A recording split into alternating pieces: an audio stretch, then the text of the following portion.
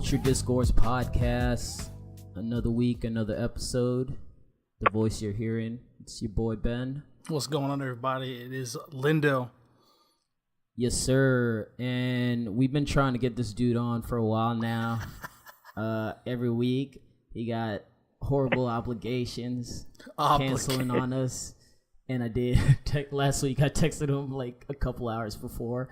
I'll take the fault on that. But finally managed to get him on. So this week, we got special guest, homeboy, big bro, Corey Kinsey on the other line. What up, Corey? Hey, what's up, fellas? What's up? Good to be up here. Yes, sir. It's good to have you, man. Tell the people a little about who you are, in case they don't know. Hey, man, I'm Corey Kinsey, from Cary, firefighter now in Greenville. You know, watch a lot of sports, follow a little bit. There we go. Sir. You know, just up here to talk a little junk, you know? Yeah, that's the main reason why we got you on. That's talk why a whole lot you're of junk. here. So we just gonna get straight into it. So we're just planning to talk about a lot of NBA stuff. And with the NBA season kind of wrapping up, the main thing I wanted to start off talking with Corey. You obviously are a huge LeBron stan, and so I just wanted to get your kind of take on what we make of the season, this first season with the Lakers, and kind of how it'll affect his overall career when we look back at it. All right, so let me get this started by saying that LeBron James is the GOAT. Okay. Always will be, you know. We just starting with going into this season, we all knew this season it was a little experiment. We didn't expect them to do much of nothing but maybe get to the AC. Yeah. You know, but so I don't take anything away from this season, just that them young boys just don't blend well with LeBron James. Yeah. No, I mean, going into the season, I wasn't sure what expectations to have. And I think the one thing people forget is when they played the Warriors on Christmas Day, they were number 4 spot in the West as far as the playoffs. They were smacking the Warriors, and that's when LeBron got hurt. And so up until that point, essentially, after that, that's where the whole season derailed for them, and everything from there kind of went to shit, basically. And so I think when you take a look on the outside, it's so easy just because we got recency bias, so we just see what's happened the past couple of months, and everyone's like, "Oh, LeBron's been even me, I'm not a huge LeBron fan, not a LeBron fan at all. But even I can look at it and okay, they just had the worst of luck, and I've never seen a team have so much injuries, just terrible timing as they had. Because even when LeBron was out, they managed to hold steady and win a couple games while he was out, and then Lonzo went out, and that just hurt him a lot. And then Bron came back, and Bron obviously was slowly.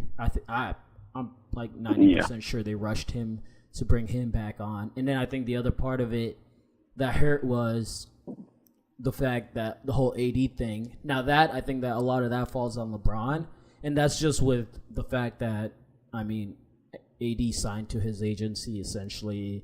And they've been trying to make this move. I think they were waiting to make this move in the offseason, but they rushed it, and we'll see how it plays out in a couple of months. But I think they should have just waited that one out, or just the way it backfired in their face a lot. Yeah, I agree. I'm curious to see what Lindell has to say about it. A Warriors fan over there. Well, I was going to say that earlier because it's and I told Ben this before.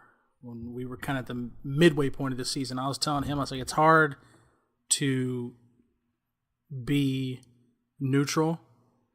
Not only did he come to the West, but he came to our division. And on top of that, we've seen him 4 straight years in the finals. So I think LeBron in so many ways is always going to be tied to Warriors and Warriors fans. But honestly, I think it is tough to blame it on one person. A lot of people want to blame it on Luke. A lot of people want to blame it on LeBron. I'm not sure if it's that simple. I do think there are a lot of dominoes that fell as a result of him coming over.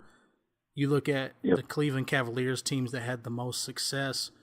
It was a team that was built around shooters. LeBron himself, and then you surround him with defenders and shooters. Yeah, which is what worked. It's what gave the Eastern Conference fits. It's what gave, at least challenged, the Warriors, and I think it's what works best for LeBron. And they kind of tried to have it both ways with the Lakers, where it was like, okay, here's a place, and you saw it not work with Kyrie. Like, Kyrie wasn't trying to be a role player, so whereas Kevin Love is a different kind of guy. They tried to have it both ways with the Lakers, where it's like, we're going to take these three guys who we basically told we're going to be the core, and we're going to grow up together, and we're going to try to essentially make them be the role players around LeBron, and it clearly did not work the way they wanted it to. And then on top of that, and I think AD, I think a lot of with Anthony Davis is it's interesting because I'm not sure if it even went the way that he wanted it to.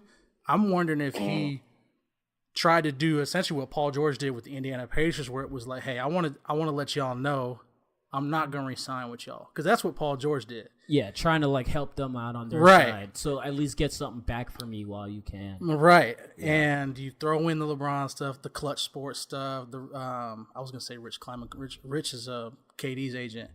But I forget guy's name who is Rich Paul. Is it Rich Paul? Yeah. Okay, this is two Riches. That's crazy. Yeah, Rich Paul. You throw in that stuff, and I think it just became a mess. And, you 21, 22, 23 years old, and you're basically being told by ESPN that the best player on your team doesn't want you. That's tough. That's tough. I think older guys would handle it better, but I imagine that's going to be difficult. And that was the other thing where when all the trade scenarios were going through, you had every Laker player being named in a trade except LeBron. Yeah. And after every all that, one of them. After all that, there at one point it was legit. It seemed like LeBron and maybe Josh Hart weren't in a one trade package, and so I think after that collapsed, there's no way LeBron was just gonna be able to walk in the locker room. It's like, hey guys, let's finish this season strong. Yeah, because those dudes are young and stuff like that, and it's like you just try to get rid of all of us, all this brotherhood stuff. But the crazy thing about it is, I don't even think that was LeBron's doing. You know what I'm saying? I'm sure he was going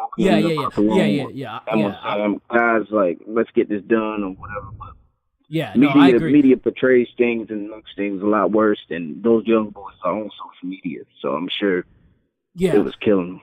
Yeah, and I think, that's a good point, and it's definitely one of those things where I think he plays some parts in it, but not significant to the part of he's demanding. He's in the trade negotiations and stuff, but I think it's just the fact that when other players see all the different trade scenarios, it's my name's been in every one of this trade. All of our names has been in every one of these. If you're just realistically, why hasn't your name popped in that one? And it's just one of those things, they're trying to build around you and stuff and it's one of those things. It's business and all, but I think it's just you go through something like that, it's hard to keep the locker room together and continue after that. No, I would agree with that, and I feel and again, I might be miscalculating this, but if you're a Lakers fan, I feel like you have every right to be mad at Magic and Rob Pelinka, Rich Paul.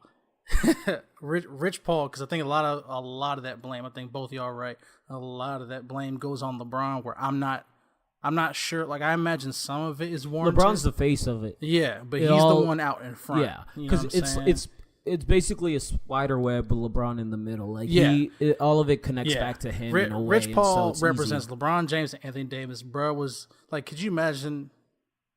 He's just trying to get paid. I understand, and he's looking out for LeBron. If I'm looking out for Ben, I'm gonna try to put the best possible player next to him. To better his career, and ultimately, I get a percentage of AD's new contract. You know what I'm saying? But there was, again, when I say dominoes, there was so much involved in this thing. New Orleans dealing in bad faith, openly dealing in bad faith, basically saying, you know what? We want this person to be part of the trade package. Lakers make the offer. New Orleans says no. They go, well, we want picks. I was like, throw more picks in. Reportedly, the Lakers added like anywhere between 4 to 6 picks into the deal. New Orleans says no. So there's just so much like that I think went into derailing their season. And as much as I thought the hype was overhype, I could not in 1,000 years imagine this scenario ending with LeBron going home early. Yeah, I agree. Yeah, I agree. and I think, and going back to the trade, I think the Pelicans were just trying to, like, they were just playing with the Lakers the whole time. But I think that's going to end up backfiring on them in this offseason because I legit 99% believe Kyrie's leaving. And I think the idea of him, KD going to New York is like, barring anything ridiculous happen, KD's going to New York. Just the way everything's played out. It's basically how it played out with LeBron last season. From the get-go, everyone's just like, he's going to the Lakers. And although LeBron didn't say much about it, it was pretty very clear like he was going there. And I think with NBA, you can, for the most part, like mine is Paul George not coming to the Lakers. Like you can most part tell where guys are going to go off like just speculations and the stuff people are saying. So, but I think Kyrie leaving, and then Celtics are going to want to keep Tatum and other dude, Brown, Jaylen Brown. Yeah, they're going to want to keep some of those young guys, and so Pelicans, they're essentially holding out, trying to get Tatum and Brown, or try to get a trade for Kyrie, like something in those scenarios. And so I don't think it's going to work out in their favor. No. And so they're going to come crawling back to the Lakers, and the Lakers essentially could give them just here. You take Lonzo in this first round pick, and that's it. And that's it. And I'm going to be so happy when that happens. I hope we keep Lonzo. Shoot. Yeah, I hope they keep. I think they should. I would trade Ingram in a first round pick, and then maybe throw one other player in there. I'm not even sure if I throw BI in there. My man finished the season before. Yeah, that's true. Was it in his arm? Yeah, I can't remember what he was getting held out for, but my man was balling out. Clearly decided to apply himself after the trade deadline. But I lowballed the heck out of him. Yeah, he's getting held out because of blood clots. That's right. Yeah, he's having blood clot problems. The Chris Bosh syndrome. Yeah, tragic. But yeah, no, it'll be interesting. I don't think they're gonna get better than what at one point the Lakers had Lonzo, Kuz, Ingram, I think Zubac, and then 2 first-round picks, and also dumb trade. Yeah, it was everybody. It was first, dumb trade, and I'm glad. Yeah, I'm glad the Pelicans were stupid enough to not even take it. So stupid. Yeah, but the Lakers would have had to call up the whole G League team. And and that was the other thing. If like, okay, you got AD now, but you got LeBron, AD, and Hart. That's it. Yeah. Good luck winning. And the G League team. Yeah. So. And the old heads. Mm-hmm. Oh my god. And I'm low key because like JaVale McGee had a great season with, like a good season with him. Oh yeah. A good season, and I don't know if they'll bring him back. Especially the past couple seasons, he's like JaVale McGee, low key has flipped his career around in a way that like 2-time champ. Yeah, doesn't get the proper respect it deserves. But I mean, he used to be a laughing stock of the NBA and just literally shagging to a full highlight every year, and he still has his moments. But like, it's just those 2 years with Golden State did wonders for him. And it was just the idea of like, hey, we're going to utilize you for your talents, your true talents and your heights, and just him being in the right spot at the right time. So I think that's cool. And so if we bring him back, and I mean, Lakers are going to get a good high draft pick also. And so if you could get another good young player in there, like it all, I'm really interested to see what they'll be able to get back in this offseason. The moral of all this is Laker championship next year. Let's go. Yeah. That's what I heard. The West is going to be more wide open because I think Golden State is going to be broken up a little. I think just a little bit. Yeah, just a little bit. Where they're still gonna be really good, but without KD there, that I was about definitely to say takes the you. scary part is they can lose a player and still be lose two of them. Because that's what they were beforehand. Championship contender. Yeah, that's the dumb part of it. But and then there's also the likelihood. I think I would not be surprised if Kawhi comes to the Clippers. There's no way Kawhi staying in Toronto. I remember seeing an interview with him, and he was just like, they were asking him about how's it like playing in Toronto. He was like, "Oh, it's great here. It's just kind of cold." Bro, when your observation of how is it like playing in a city, and you got to mention it's cold, and him being a LA dude, and also playing in San Antonio, like that alone is like, nah, I'm trying to be in the warm weather. And he was originally already trying to go back home to LA, so it all makes sense for him to come back there. And like, I mean, if he goes, I would love for him to come to the Lakers. I don't think he'll happen, just because I don't think he wouldn't like all the attention that comes with LeBron. And I think that's a lot of players a lot of superstars are seeing that in the same way, because I think that was the main reason why PG didn't want to do it.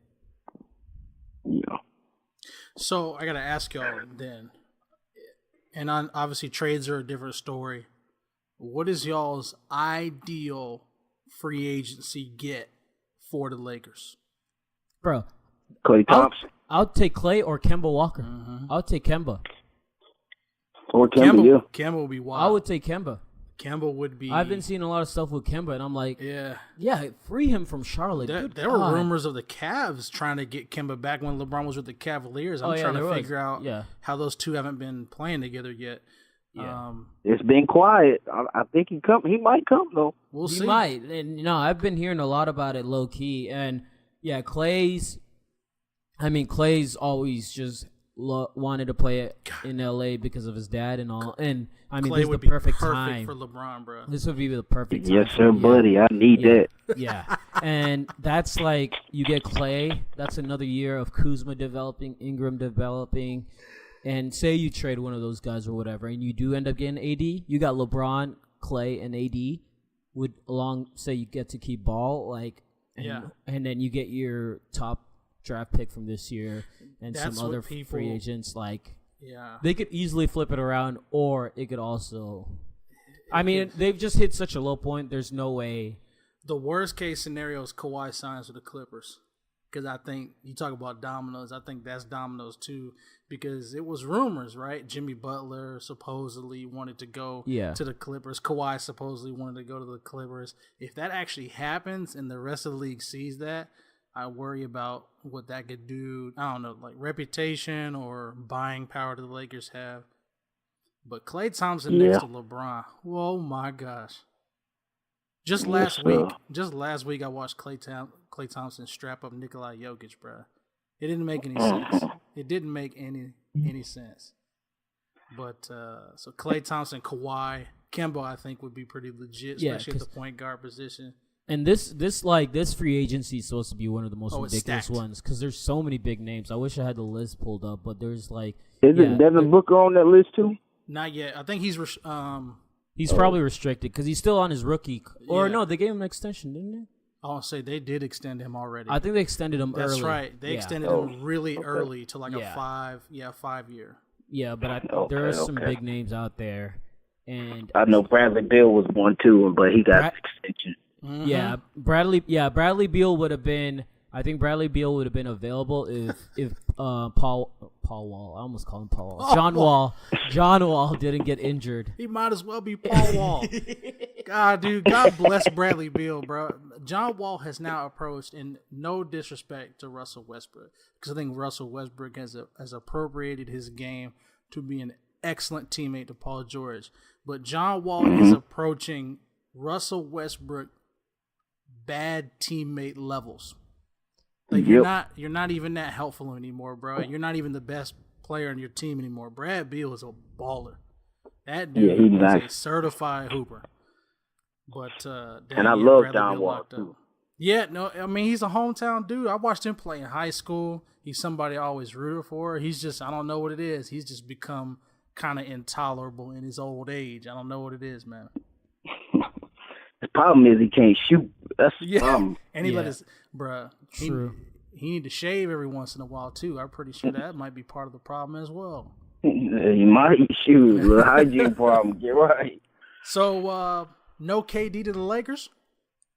Nah. Hell no. I mean, the main reason why he left OKC, he wanted to be the man. He wanted to be the number one player in the he wanted to be the player people consider the greatest or the best in the league, and that was his whole reason for joining the Warriors. And he's essentially trying to fight LeBron for his throne. And so for him to join the Warriors and then to go ahead and join how much people would rip him for that. I think obviously all the LeBron fans and Laker fans would be cool with it and stuff, but it would just, on top of that, of all the stuff already, people, you couldn't do it on your own and stuff like that. It's just, I think he needs to go. Him going to the Knicks would be essentially like LeBron returning to Cleveland. It would essentially be a clean slate. Like, people forget that, what happened to LeBron. Yeah. All the crap he dealt with the decision and all that. But once he went back to Cleveland, it was basically a new clean slate, and especially winning that championship. I mean, that point's been erased from it. So I think he goes to the Knicks and not even wins them a championship, but you make a solid run for a couple years in the playoffs with the Knicks. Sell some tickets. Take them to win finals. Oh yeah, that's the thing too. People don't realize the New York Knicks can still win the lottery and get Zion. A lot of people don't talk about that. The concept of that is silly. The concept of that is silly, but also at the same time, Kyrie, KD, and Zion. I don't know how it'd go. But it'd be so much fun. That's a lot of nationally televised games. Yeah, next and year I think the NBA needs Zion to land in a big market like New York. If he ends up with Phoenix or what's another lower tier team? Who else was Hawks? Dallas. Hawks. Oh no, yeah. Are you kidding? So the Hawks are the one small market team. I would not mind him. As a matter of fact, I'll go so far as to say it. If I got to pick, it would be the Hawks. He would be fun watching him play along with Trey. I think him and Trey Young. Collins is there. Yeah. Obviously the organization seems to be sound. I love New York. I love the New York brand. I love the Knicks brand. But their organization is so busted, bro. I'm not sure if I'd wish that on Zion, but there's only so much you can do to cripple a trio of Kyrie, KD, and Zion. So. Oh, you know what? Who else I forgot from the Warriors that's a free agent that Lakers I'm pretty sure would get? DeMarcus Cousins. Cousins. I forgot. And I've wanted Boogie for a while. Oh yeah. And I mean, he's healthy. There's no signs. He's almost there. Yeah, he's almost there. He's been playing pretty well, and I think that'd be solid. I would take that. I just don't know how DeMarcus would take LeBron, because LeBron kind of a coach on the floor. That's true. I think DeMarcus he'll have a fit. Yeah. Yeah, you're right. It'd be interesting though. It's been wild, and talking about the Warriors specifically, I've watched probably anywhere between 20 to 25 games. Probably the most Warriors games I've watched over the course of the season, and it has been nuts to watch DeMarcus play, because he doesn't two things. Number one, a lot of people think that he's 100% healthy. He's not. After that, he's not. He's not even right yet. And I just watched him get 27, 11, and 6 last week on the Nuggets, who have arguably one of the best centers in the league. Oh yeah, but man's doesn't even have his bounce. He doesn't even have his bounce back, and he really doesn't even he's just now figuring out how to fit on that team. But I am curious. I'm curious to see how he would handle somebody being told what to do. Because you can see that was something that he had to adjust to with the Warriors. All these cats who have been here for 3+ years, and it's bro, no, you come into the system. You are not the system. Whereas the Kings, he was the system. with the Pelicans, him and AD. God bless Just Alvin for free Gentry. balling. Yeah, they were the system, right? When he was averaging like 29, 11, and 7 per game next to AD. So he's going to be 100% or not. The Lakers can pick up because the Lakers haven't had a center like that. I mean, I can't even say Bynum is on. Bynum wasn't even on DeMarcus Cousins' level. Don't disrespect Bynum, bro. Bynum messed around in the playoffs and got a triple-double off blocks. When Bynum wanted to be good, he was Bynum. Oh yeah, Bynum was a true the first of this kind of the centers that could shoot and stuff like that. Because he would pull up for the mid-range. His mid-range game wasn't bad. Mid-range was low-key underrated, and I wish because I mean that. Just the way that team broke down after that championship was tragic because they could have made another solid run if they. I think they could have contested for at least 2 more. Yeah, they should have kept Odom. And that's what kills me with Kobe's fans because they always leave out Bynum when they're saying, "Oh, Kobe won these 2 championships by himself." I'm like, you had Pau Gasol and you had Bynum there. You know what I'm saying? Even though Bynum was an injury-prone center, but he was dominant. I think the annoying thing is everyone writes it off like, oh, Kobe had this and stuff, but it's just like, what team doesn't obviously, because we look at the Warriors now, and even you look at LeBron. LeBron won his first 2 championships teaming up with 2 of the other top 10 players in the league. It's one of those. It's the idea you can't sell it away because you look back at some of the greatest teams. It's like most teams had at least 2-3 great players on it. Oh yeah. And I think with the Lakers it's a little different because Kobe was the standout. With the last 2 championships, Kobe was the standout, but we also had a lot of great role players like Odom. Yep. They just they had Odom, Shannon Brown. I mean, just a bunch of guys that played hard. Trevor Ariza was huge. Trevor Ariza made a career. That's how he got his money. Yeah, got his money off that last championship. That steal off the inbounds. Remember that? Yeah. Oh yeah. Iced it. Yeah. So I think the difference with the Lakers is it was Kobe, and then there wasn't because it's a bigger drop off between the next superstar compared to LeBron and D Wade.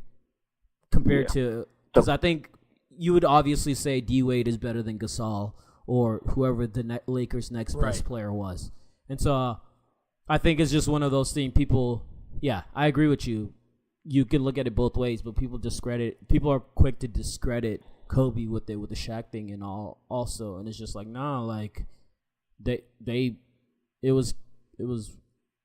they helped each other out. Right. It worked out well together. Yeah. And you can look back at some of the greatest scenes, which it was Shaq team. Yeah. Okay. We ain't even gonna I got a follow up question to that, but I want to let Corey ask his question. What were you about to ask?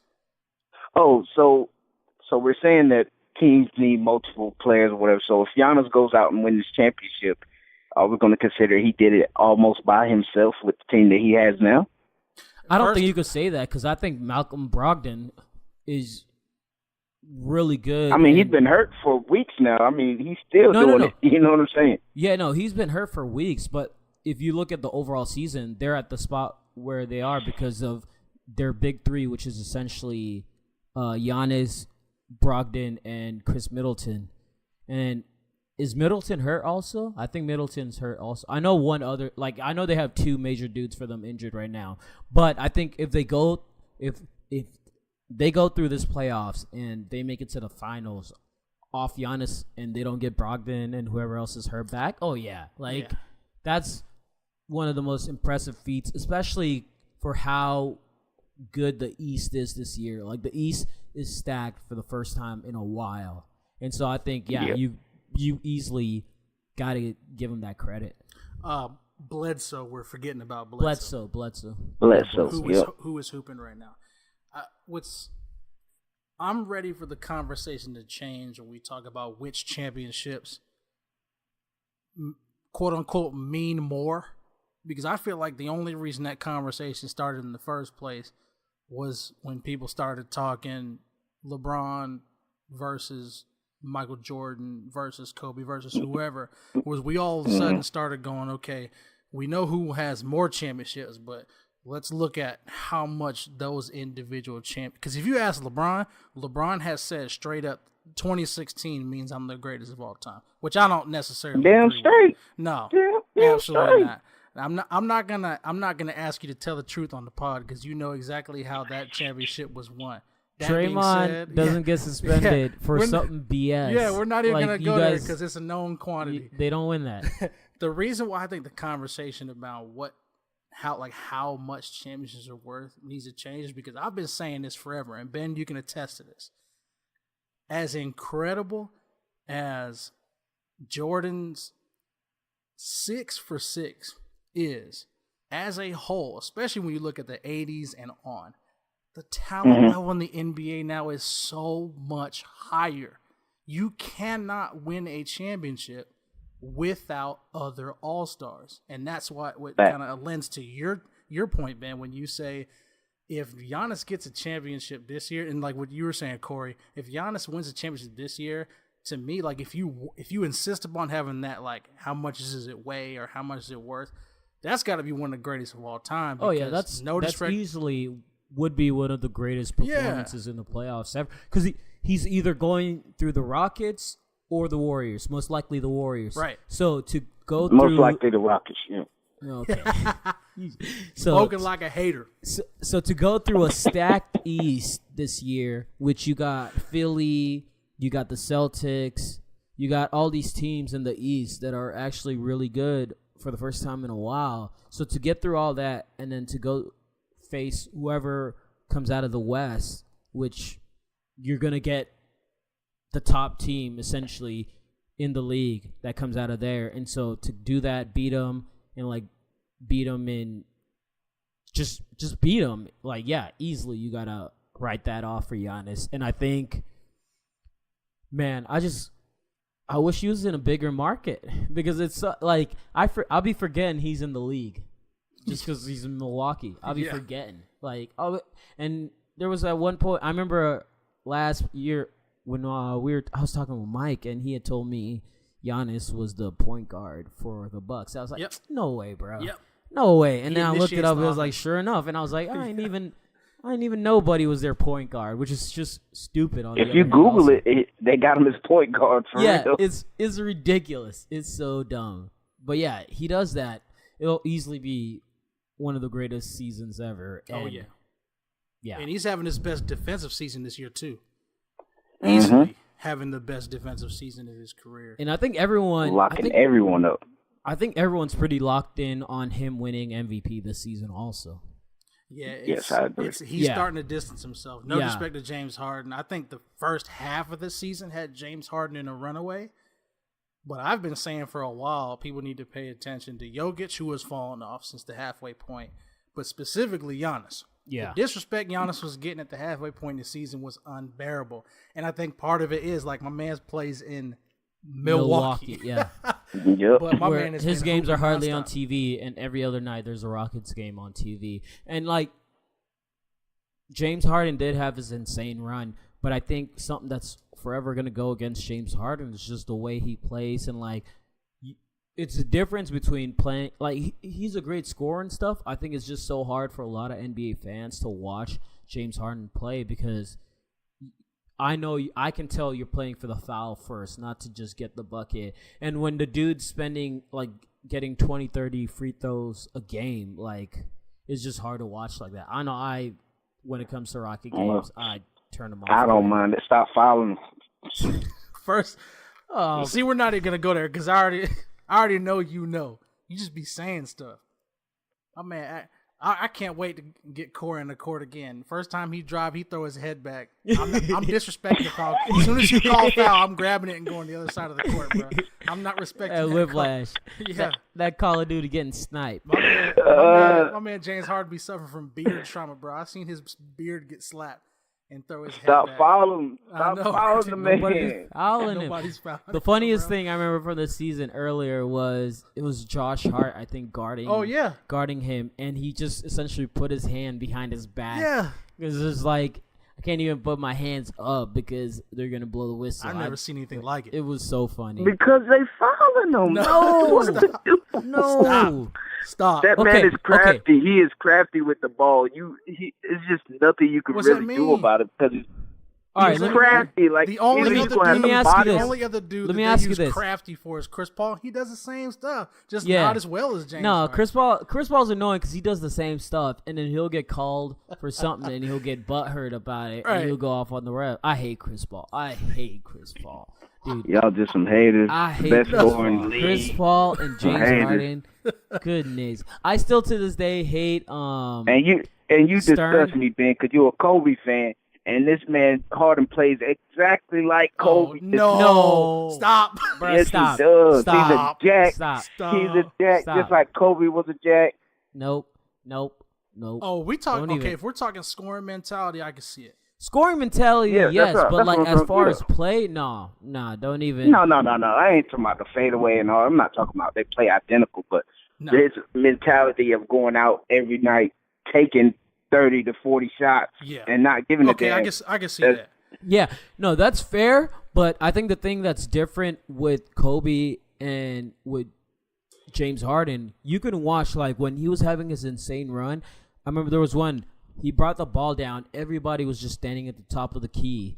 He like James Harden dribbles the clock out and then throws up a shot. Well, Kobe's like Kobe was built off the triangle offense system. So that system, everyone, at least 2-3 other players are getting to touch the ball and stuff like that. And people like to say Ain't no Kobe was a damn ball system. hand. Shut your. Bruh. You gonna tell me Phil Jackson didn't force the triangle, especially because Shaq had a hard time with it. He hated it. Yeah. He low key hated it. But if you want to watch the triangle, watch 2008, 9, and 10. Or watch the Phoenix Suns with Steve Nash.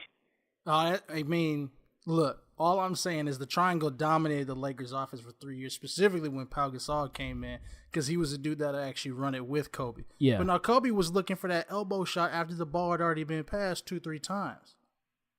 No. Come Yes. on. Yes. The only time Kobe Yes. did Kobe was go. I'm telling you, Kobe Go look wasn't it up. bringing the ball down every time, dribbling for 20 seconds, and then pulling back for his. yeah. And the crazy Step thing back about three. it is Harden is more efficient than Kobe was. I mean, I wouldn't doubt that, especially in those 2 years where the Lakers were trash. When Kobe was hurt, my man was jacking.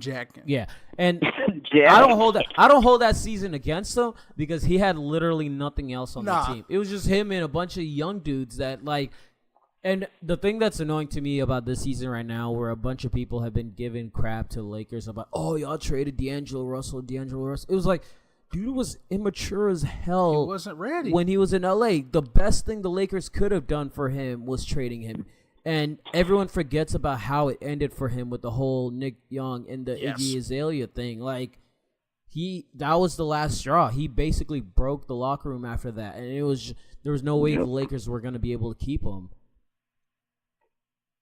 And Julius Randle would just use as an ass. I mean, it was all them. They Julius did the right Randle. thing That one upsets me because that one. that was literally From what I heard, they didn't even Yeah. write an offer to him. Nah, they declined his 5th-year option. And Yeah. he walked. Yeah. And I think what they were trying to do with this season was that's why they brought all those guys in on 1-year contracts. Was they were trying to basically do rent a player for one season, and then they expected to bring a bunch of free agents next season and then build off around that. And I think we saw like it was either going to work really well or it was going to backfire really badly, and we saw it backfire really badly. How many more championships is LeBron winning? He's doing one more. One more? I can see it. One more. I can see one more. But so the next thing I wanted to get into, and I think I was looking at his stats and just some of the stuff Russell Westbrook's been doing is crazy. And I just wanted to throw out the question, like, are we overlooking like the historic run he's on right now? Because dude's gonna average the triple-double for the 3rd time in a row, when before that it hadn't been done since Oscar Robertson back in like the 70s, 80s or whatever. And he just had a 20-20-20 game, which he was against the Lakers, and it was, really, you could say whatever, but still for him to go out and say, I'm going to get I'm gonna score this exact amount. Like for him to do that is still a ridiculous feat. And so I think just with Westbrook, I feel like he's one of those dudes we're gonna look back 10, 20 years from now and just be like, we did not appreciate this dude's game a lot. And I think it's just one of those things that also the reputation that was built off from him with KD and the fact that people saw him as a ball hog and stuff. But also at the same time, he became a hero because he was the guy that stayed. KD was the guy that left, so he had that going for him. But still, people don't talk about him the way I feel like dude's averaging a triple-double for this is his third season, which is ridiculous. No one's ever done that since Oscar Robertson. He's done it back to back to back. So did y'all see the thing on ESPN that he was rated most overrated? Yeah, that was the other thing. Yeah, I saw that also where he was rated as one of the most overrated players in the league. And I was just like, that seems crazy to me. I have an idea as to what they might mean. And I think it has less to do with this season as opposed to last. Career. Or where it was like, you could average a triple-double, but what's happening in the games? Yeah, yeah. Like, are you winning games? Yeah, because it's proven that he's stat padding. Right. Yeah. Like, we've watched it. Like, Steven Adams, God bless Steven Adams, bro. Most selfless player in the league, don't at me. He will block out 3 people so Russ can get a rebound. That's I've literally seen him do it. Yeah. But not even like the stat padding stuff. I think people just look at either whether it be their record or their playoff performance. And again, we haven't gotten to playoffs. They've been playing better than this year than they did last year. But you look at last year, Buddy averaged a triple-double, and they washed out quick by Utah, I'm pretty sure. So, the triple-double is great, and it's incredible. And again, 3 seasons averaging a triple-double is insane. But then you look at when they get to the playoffs, and it's like, okay. So I can see how players are like, that's overrated because the question any athlete is asking themselves is, are you winning games? Yeah. Yeah. You more worried about going out getting your stats than worrying about winning a game. Yeah. That's what his career's built off of now is him going out getting all the stats. Yeah. I want the Thunder to contend. Like, I want them to be good, but I don't celebrate failure. That's not my style. One of the things, especially in that first year after KD left, people watched that season, like the first year, Russ averaged that triple-double, and people were like, oh, I kind of get it. I don't want to admit it, but I kind of get it now. Like, what people were saying and why KD might have left. But no, there are times when Russ gets on my nerves, but there's no getting around averaging a triple-double. It just hasn't translated to anything yet. But I think the other thing is, like, he's helped himself essentially in a way, at least this season, playing along Paul George. Because the other thing about it was, he can't play along another star, and he's proven that's not the case. Yeah. And OKC is a weird team where they'll have their runs where, Paul George had a run where he was top MVP candidate. Yeah. And everyone, it looked like he was going to run away with the MVP vote, and then he's kind of dropped off, and they had a little run where they were losing games and stuff like that. And so I think, and that's just been a thing with them. Even last year when they had Melo, it was just a weird. They would go on their nice little runs, and then they'll just have their runs where they lose, and that's what ended up with their early exit in the playoffs. So I think it's just, and I think the other problem with the teams we've seen so far for OKC is like they'll have a great starting lineup, but they got no bench. Oh my They gosh. never have a bench. I'm about to say their role players, their problem. Yeah. They don't have decent role players. They're decent, like Grant and all that, but they're inconsistent. Yeah. And like in order to make it far in the playoffs, you need consistent role players. Yeah. And I think that's the other thing where most like regular season, the guys that are handling the ball a lot are PG and Russ. And so when they're off, like it's a wrap for them. But their best pickup was Schroeder, though. Oh yeah. If they make it far, it's going to be because of him. Mm-hmm. Yeah. That's true. That's true. That was a good pickup. I thought the Nerlens Noel pickup was going to be solid for him. He's kind of been off and on. beginning of the year, I could have swore that team was a Western Conference Finals team, and they've just kind of fallen off a little bit. So we'll see what happens out in the West. It's still going to be a bloodbath. Like you look at what 1 through 8 is in the Western Conference. It's still going to be crazy. So looking forward. Like Rockets, it could be Rockets OKC. That's going to be first round. First round. Crazy. Yeah, that's going to be crazy. Yeah, because like 5 through 8 or 6 through 8 is only separated by a couple points. In both conferences, really. So yeah, the playoffs, this year's playoffs is going to be really the best one in a while.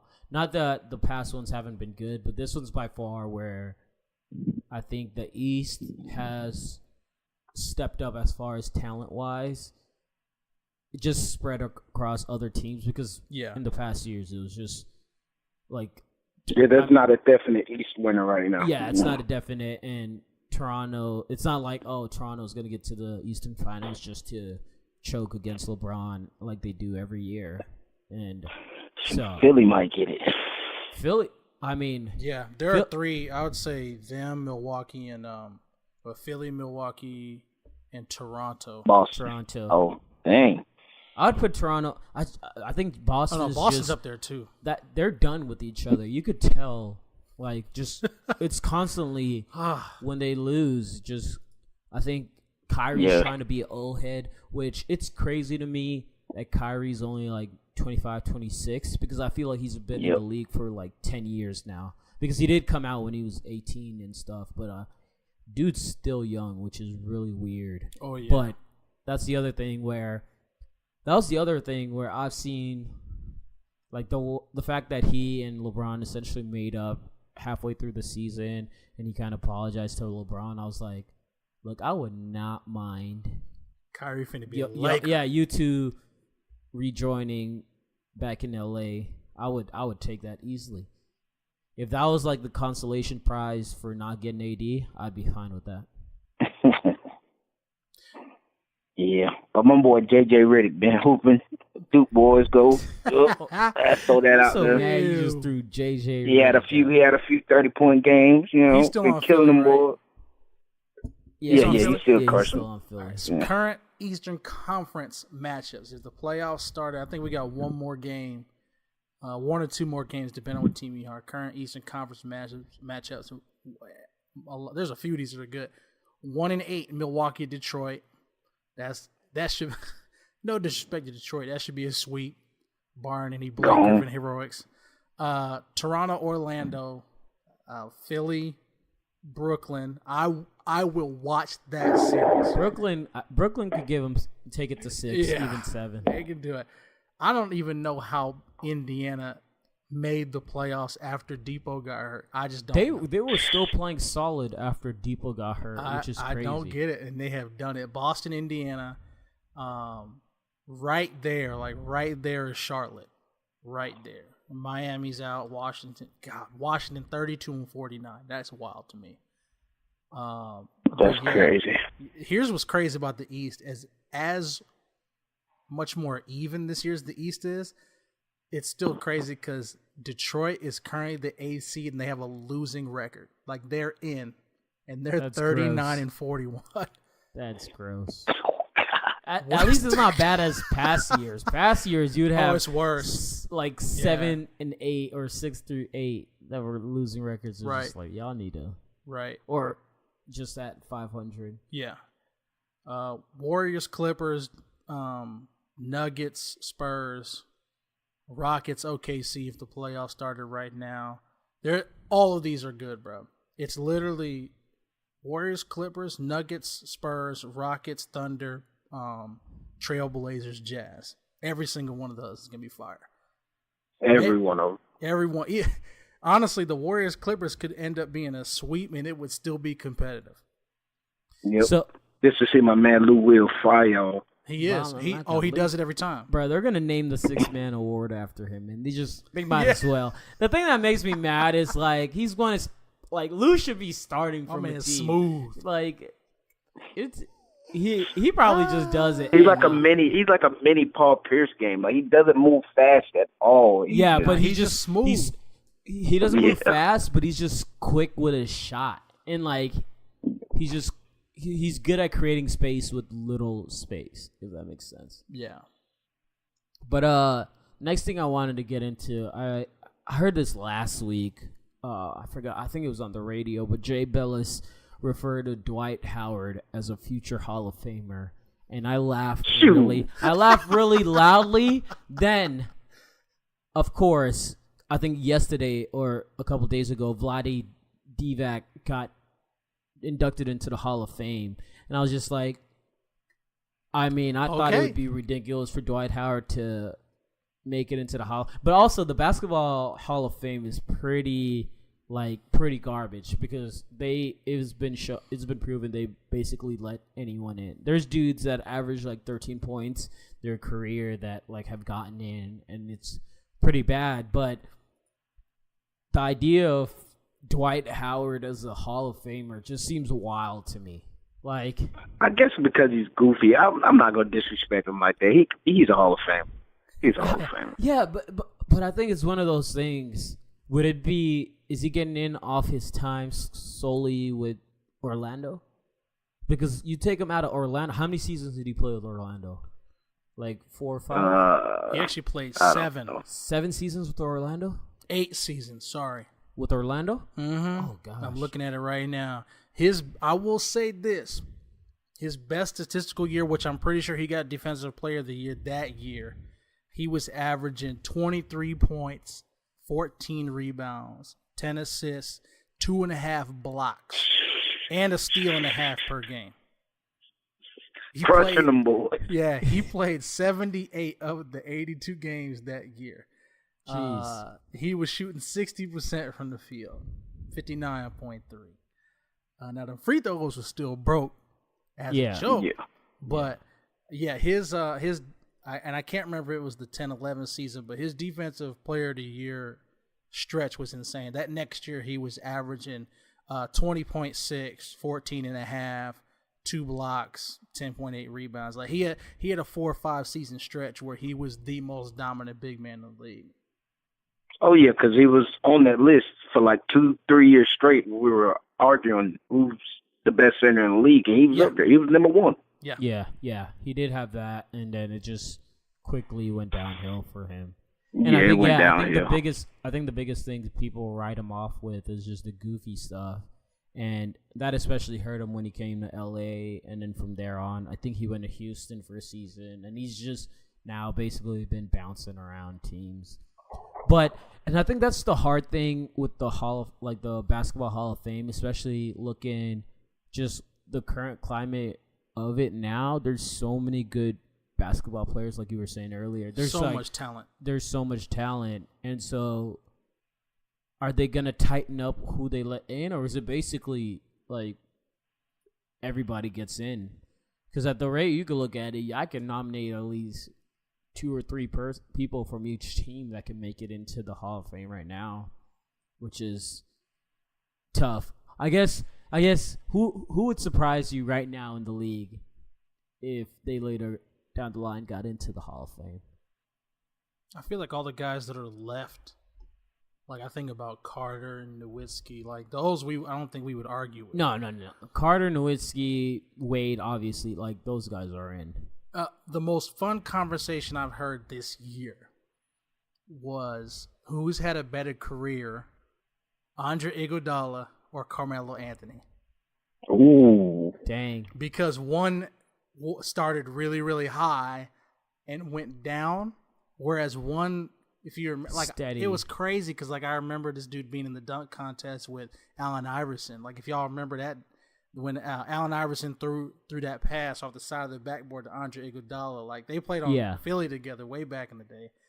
But as whereas Iguodala is a recent Finals MVP winner, so I think about guys like Andre Iguodala a lot because he's a 3-time champ, might be a 4-time champ after this year. He's a Finals MVP. But then you look at Carmelo Anthony. Carmelo Anthony is, literally, there will be basketball schools that pull up his footage on how to shoot or score out of the triple threat. Like, he was that good out of the triple threat. But we've watched him, especially since New York, after New York, my man's just disappeared. I think he just struggled finding a role on the team. He got old. Well, I think the game evolved and left him behind. Yep. That standstill triple threat stuff don't work. Didn't work anymore. You got cats on the wing clapping for the ball. Pass it. Melo. That's why James Harden to me is such a like, and why the free throws I think offset his game so much, because without going to the free throw line, his game would be archaic. Like, it would be a fossil. And I think the other thing, like, because he was with the Rockets earlier this season, and they had their little stretch where they weren't doing well, and I think they just used him as a scapegoat. But the other thing was, which is tragic. It ain't his fault. Yeah, it wasn't his fault, and it was also, it low-key had me mad. Where I remember there was it was during a game.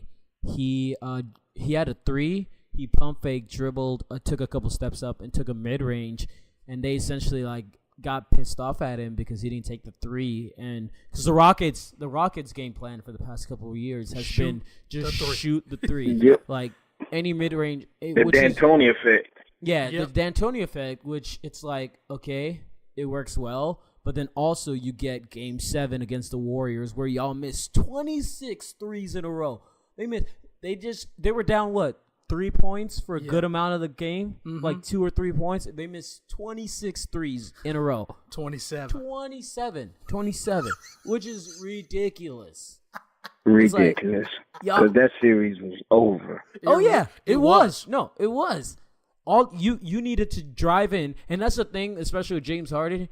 Dude, you get calls. Like, drive in, do your thing. You're gonna get at least one of those. Boom, you got a tied game at least. But they jacked up 27 shots. And then I think the other thing, like that, bro. I think the other thing that's gonna hold James Harden against his career, at least is in the moment, is just the fact that his conditioning isn't well. And whenever it comes to playoff time, it's shown the past 3 times that the way they play with him dribbling as much and just trying to, especially his one-on-one ball, like it just dies out when it comes to the playoffs because he's exhausted, and you can tell by looking at him he's not exactly the most conditioned person. I wonder, and I'm curious to know what y'all think about this. I wonder what's going on in Houston, because I don't know if you saw heard some of the conversations that were happening during the All-Star break, but I forget if it was Steph Curry talking to him. Oh, that's right. It was Steph Curry talking to somebody else, and it was this dude who had just come from a conversation with James Harden, and James Harden was mentioning that if he could choose, he would not be playing the way that he's currently playing. And that I remember that. Yeah, you remember that? Yeah. That fascinated I remember me that. because for the first time, instead of thinking, man, I wish James Harden would play different, my thought process turned on James Harden to, yo, what would it be like if he was free to play the way he wanted to? But I don't get the vibe that D'Antoni is like forcing him to dribble, because Right. I've seen interviews with D'Antoni where D'Antoni hates that type of play. Yeah. D'Antoni hates that type of play. That's why I don't And get it it. seems like Harden hates that type of play. So I don't know. I don't know if he just thinks the rest of his team is just garbage, so he just feels the need to. But that's not the case, because they got Trevor Ariza who could shoot. I don't think he's there this season, but like in the past season, who's the guy that won the 3-point contest? I can't remember. Oh, dang. Come on, Eric Gordon. Yeah, they got Gordon. Gordon's a great shooter, and I know they got at least one other great shooter, or just guys that can get buckets. And so it's one of those. It makes no sense because we've D'Antoni's made it clear he doesn't like this style of play, but it's worked for them. So he's just kind of like, it's worked, and I need a job, so I'm gonna just keep going with it. That's why I don't get it, because Yeah. the impression I got from the All-Star break in that conversation was he feels forced into that type of play. And we know D'Antoni trying to move the ball. He is not trying to run the clock down. Like he's trying to get quick Get as many buckets. threes up. Yeah, you look at what literally the Nash Suns were averaging 125 points per game back in 2007.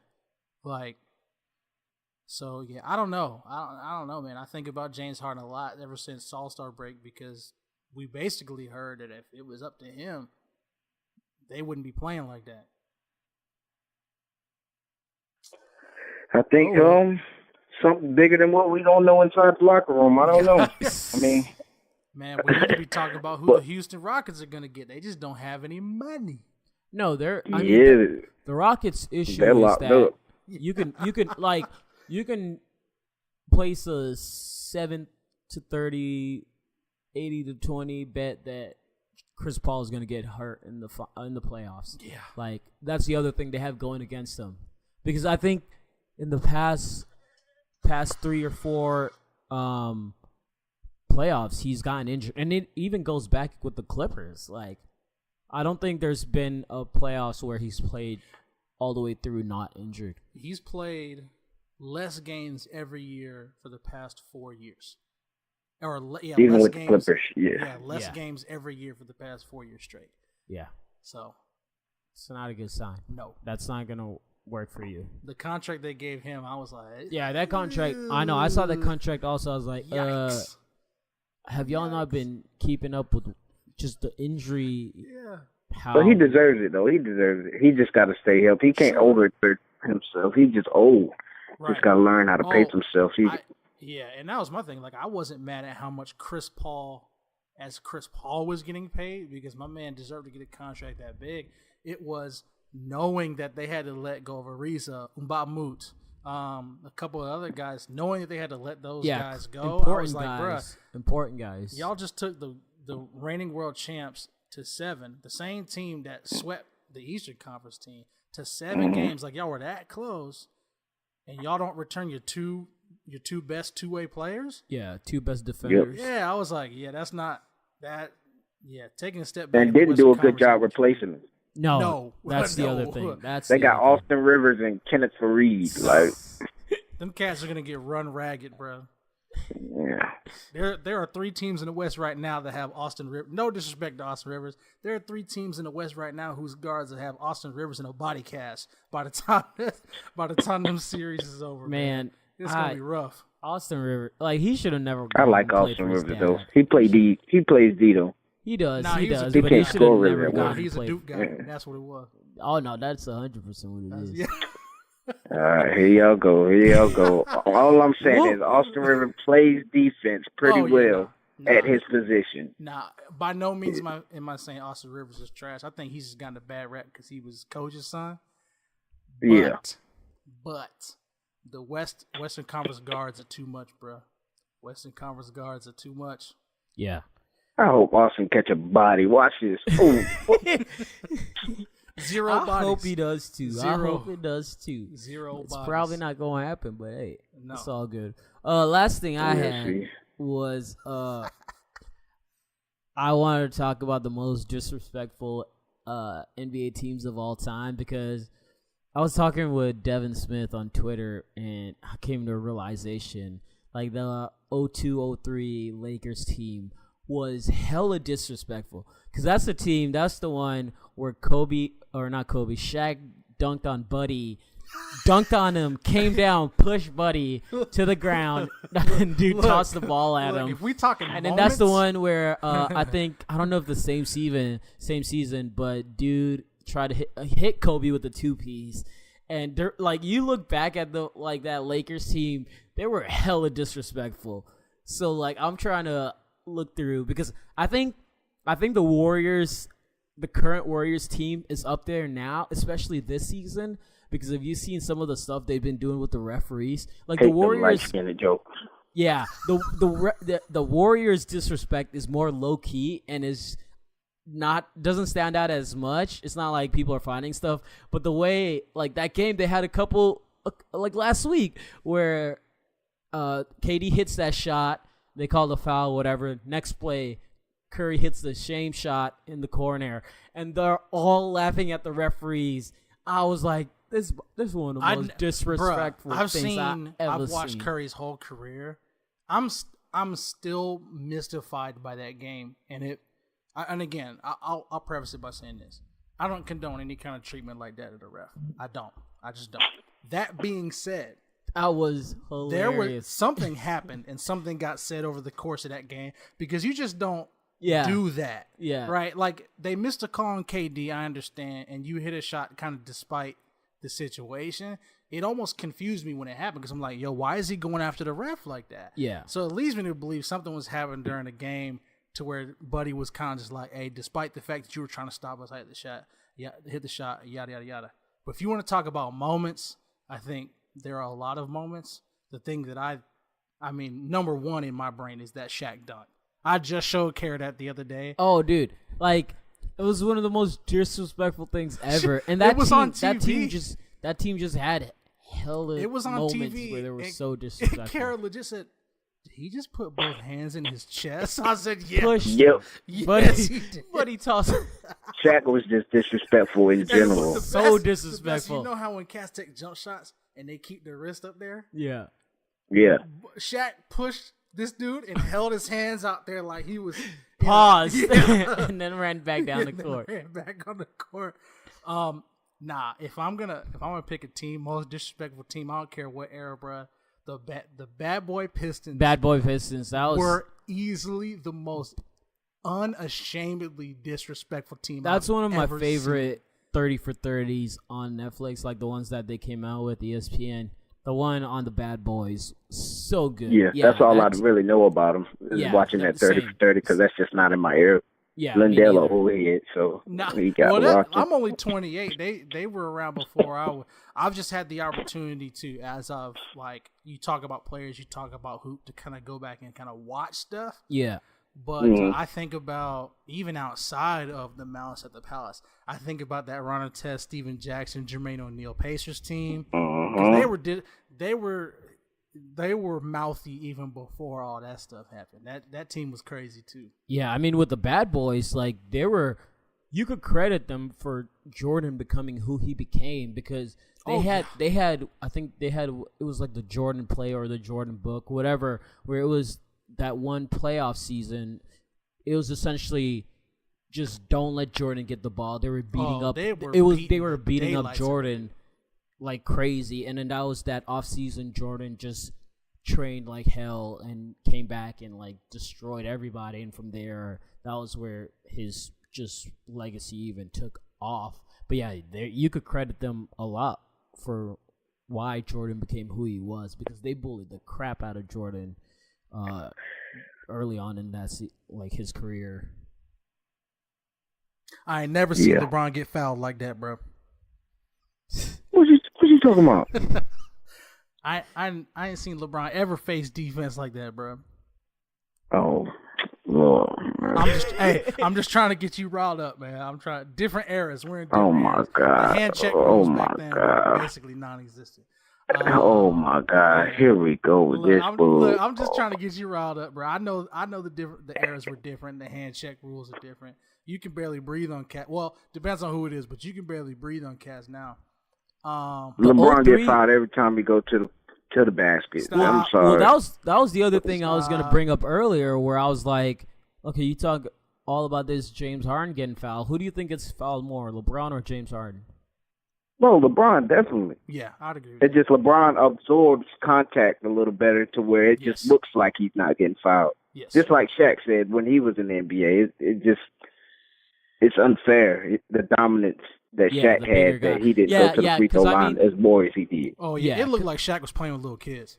I mean, the greatest example of that we saw with that was Zion this season. Every time he was driving, it was ta-ta-ta-ta. And his is stupid because... But college refs were calling it, though. College refs were calling it. They were calling it, but I think... Yeah, I think... Yeah, you're right. They were calling it, but it wasn't it was just the fact of, like, they were calling it by the sixth time he got, like, punched in the face or something. Yeah. But he would still be finishing buckets and stuff, and... So it'll be interesting. I'm excited to see what he'll do in the NBA. Yeah, I am, too. I just hope he's not a bust. I hope he doesn't. I don't even worried about bust. I just hope about injury. I think if he can stay healthy, Like that to me alone will just be good enough. I honestly think it would be extremely difficult for him to be a bust because so much of the elements of his game are transferable to the pro level. The two biggest questions that we had at the beginning of the year was how was he going to be defensively and how is his shooting going to be? And we've watched him. And everyone just thought he was a dunker. Right. Like, all we knew from his high school tapes was just that he's just a dunker. And if you look at this past season, because little boys. Yeah, little boys. He didn't have to shoot. No, that's true. Yeah, he was why shoot when you could just dunk over dudes. But like, if you look at this past season, you could easily argue that he was Duke's second best 3-point shooter, if not first. Yes, Dude shot. I think his field goal percentage was 68% for the season, which is the second best ever ridiculous. For a freshman. It's something like that, something dumb.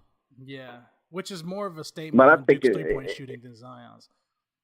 It's too soon to be talking about my Duke boys right now. I gotta still it's still let me cope about it real quick. The thing that made me mad, it was just the fact that Michigan State went ahead and lost to Texas Tech. It was like, come on, y'all ain't even put up a fight. Hey, don't worry about it. We got scraped.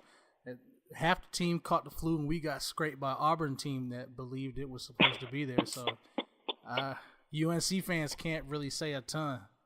I think the exciting That's why I'm bringing that up, because y'all lost by 17 or 18, 20, whichever one. I don't care. Yeah, there was some other stuff going on, but there's still no excuse to lose like that. Yeah. Auburn was hungry. I don't want to take credit away from Auburn. Auburn was hungry, but yeah, that's why I'm not even ragging on Duke like that, because UNC, I mean, they're losing half their team this year. They're gonna be real young next year. I think the exciting thing recruiting class better be excellent. Oh, even though it always is. If Cole Anthony commits, UNC will be okay. UNC will be okay. Yeah. But we'll see what happens. Yeah. No, I think the one thing that's going for Duke this year is the fact that Trey Jones is already committed, coming back next season. Yep. Did he officially? Yeah. Okay, yeah. good. And that'll be good for him. Because with Duke, they've always needed a solid point guard to like just with making a good run. And he was one of the big reason they made a solid run. And so I think having him come back, and because I think just like the past couple of years, having essentially a new team every time, so having at least one or two consistent. And I think some of the other guys, like a lot of the other guys, are going to be coming back. I mean, I think the only dudes that will be leaving are Zion, RJ, and Reddish. Reddish need to come back. Bring his ass back today. He does. No, he really does. But he's going to leave. He a lot like Nazir Little, bro. He didn't have that great of a season, but he's another dude that translates to the NBA right away. That's the only reason he's declaring is because NBA teams want him. Nazir Little had an average year, and the only reason he's declaring is because the NBA teams want him. It's just like when Giles left. Giles shouldn't have left. He should have stayed at least another season, especially coming off the injury and all that. But I mean, he left, and it still got drafted, and he's with Sacramento now. Yeah, but he's not really doing much, and so. But it'll be interesting. I mean, Duke's gonna have another ridiculous class of freshmen coming through. Yeah, championship, just like my Lakers next year. Nah, my Lakers, bro. Lakers maybe. We'll see what happens in the offseason, but Duke, I don't know. Man, come on, get up, bye. Y'all done? What's up? Like, you got anything else? UNC not getting it. UNC not getting it. Tell me why. Because our recruiting class is just always excellent, and we always have a chance. What do you mean? Y'all had the 1, 2, and the 4 this year. Really, 1, 2, and 3. It doesn't matter. Bro, yeah, 1, 2, and 3. Reddish didn't play that last game though. That was big. Cam Reddish didn't play that last game. Yeah. And they only lost by 1, and it was. I mean, no, Cam did play the last game. He didn't play the game before that. Oh, he did. Okay, never mind. But I mean, RJ Barrett, overrated self, doesn't miss that free throw. We're going overtime. Oh my God, Corey, don't get me started on RJ. RJ, oh my God! I was in the house in Charlotte for the ACC semifinal. First of all, Carolina Duke live is the single most turned up sporting event I've ever been to. Got to be. Absolutely amazing. But bro, I watched as RJ blew 2 free throws, and I'm thinking, oh, this is what Roy wants. If Roy comes, because he's not, I knew, and we talked about that, I think on Facebook, where he not going to call a timeout. As soon as Kobe White got that rebound, I was like, bruh, if Kobe White hits this shot, and there are going to be just as many people talking about RJ's missed free throws, because this game is supposed to be over. Done a long time ago. Airball to 3. And then a minute and a half later, he always 2 taking free those threes. Those threes piss me off. And he wait for somebody to get in his face. He wait somebody get in his face, throw a hand up, then jack up the 3. And it's just like, gosh. And I think one of the biggest issues going into it was the fact that going into the season, like everyone was talking about him being the number 1 player, and then Zion hijacked all that real quick, and I think this goes to show Zion's humility and just like how much of a humble dude he was, because he was essentially, he played through the offense, and I think he should have been demanding the ball, like, because you saw what he did against Taco in that game against UCF when he had the ball. Like, Zion should be touching the ball every time last minute of the game, no matter what. And the fact that Coach K went to RJ Barrett 3 times in those games made me so mad every time. I was just like, bruh, I knew RJ was built different. If y'all remember this interview from way back, early in the season, I knew Zion. Sorry, I knew Zion was built different. When they asked Zion in the locker room, he was sitting down, and they asked him about whose team it was, and he leaned back and yelled at RJ and said, "Hey, RJ, they asking me about whose team it is." Yeah. And that's when I knew it was Zion about was built different. Playing with the Knicks. Yeah, right. And that was like, oh, that's right. They asked about that too. And the way that he responded to both of those questions showed me, oh, he's going to be just fine. And that was even before, like, if y'all notice, not only was he the best player, but he was like his motor is at 120% all the time. Like, his effort and hustle is insane. And it's crazy for somebody to be that big and that talented. You're like, yo, you could be number 1 pick just off of that alone. Legit, the fact that he tries hard. We've never seen. He's the big man Westbrook. Oh yeah, no, bro. That's perfectly 110% at all times, and more efficient. More efficient with a smaller ego and more efficient. Which is scary. But like, Duke's got to retire his jersey, right? Like, that sounds crazy, but off one season, because he's cleaning house on every award. Yeah, just retire. He was number 1, right? Yeah. He wore 1. Yeah, retire it. Cleaning house on every award. I think Duke has a thing where, like, you either have to go 4 years or graduate or something like that. But if you're going to make an exception, or, like, I'm sure he maybe later down the line takes class and stuff like that. But that's right. If you're going to make an argument for someone. Did he get national player of the year? Naismith. So he took Naismith, national, ACC, first team ACC. He took AP, freshman. and then he's gonna take. He's gonna take Wooden. He's gonna take the Wooden Award. All 4. Like, there's been nobody close. The next person maybe is Ja Morant, but not even. Yeah, Ja's not. Yeah. Nah. So like, you have to. Ooh, we gotta talk about Ja at some point, bro. I don't know if it's tonight. Ja needs to go somewhere that's not gonna break him. If he goes to a good situation, ooh. My man can hoop. He's gonna be a problem. My man is a hooper, bro. Oh my god, he nice. He can get into an organization. Like, I'm trying to think who would be too. People were talking about the comp level. Like, oh, Murray State. I'm like, bro. For anybody talking about the competition level, clearly did not watch him play. That's why I get tired of people who say stuff about people, and either all they know is stats, or all they know is like the environment that the person's in. I'm like, unless you watch the game. I'm not gonna really hear what you got to say, because so much of Ja Morant, like, he's not scared of anybody. But he also, can defend, he can score. Players like him are smart. Oh, yeah, he can pass also. Bouncy.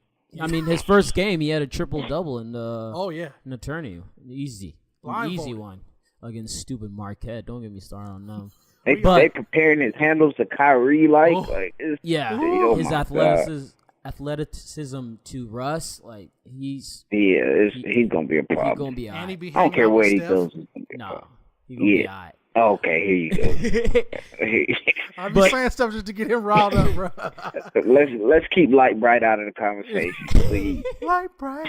Look, But the thing with Ja, and I think he and Trae Young have been a great example of this, is like they've paved a way where dudes of not going to big schools, and like that's helped him. Like Trae Young, him going to Oklahoma has helped him out in a huge way. Yeah, that's a football school. Because ESPN was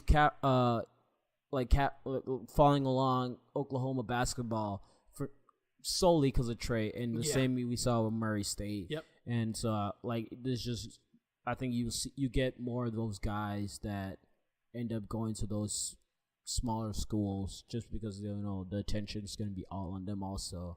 And I mean, this year it would have been all on Ja if it wasn't Zion, but Zion deserved all the attention he got because I need to find the footage. Their AAU team. I need to find that footage. I forgot. Yeah, they were on the same. God, AAU that doesn't team. make any sense. That's stupid. Bro. They had a dunk contest. Yeah. Bro. It's somewhere out there. Hey, next season though, imagine Ja, Zion, and then the dude that wanted this, because the dude that wanted this past season, he played with Zion. He lost to Zion in high school. He lost to Zion in high school in a dunk contest, and when he won, they asked him. It was all like, "How would you like?" And he was like, "Hey, Zion, let's do it." Like, bro, next season's gonna be fun. Oh yeah, next season's gonna be fun. All right. We're going to get on out of here. We've been talking for a minute. Hot basketball. For a minute. Corey, thanks for joining us. Thanks, fam. Glad we could finally meet. Yes, sir. We'll bring Appreciate you back having on. me. Talk some other stuff later. Jordan's the GOAT. Kobe second. Okay. Yeah, here we No, oh my. All right, so let's go ahead and end this conversation. All right. On that note, guys. We outie. Culture Discourse Podcast. Follow us at C Discourse Pod on Twitter. We'll catch y'all next week. We out.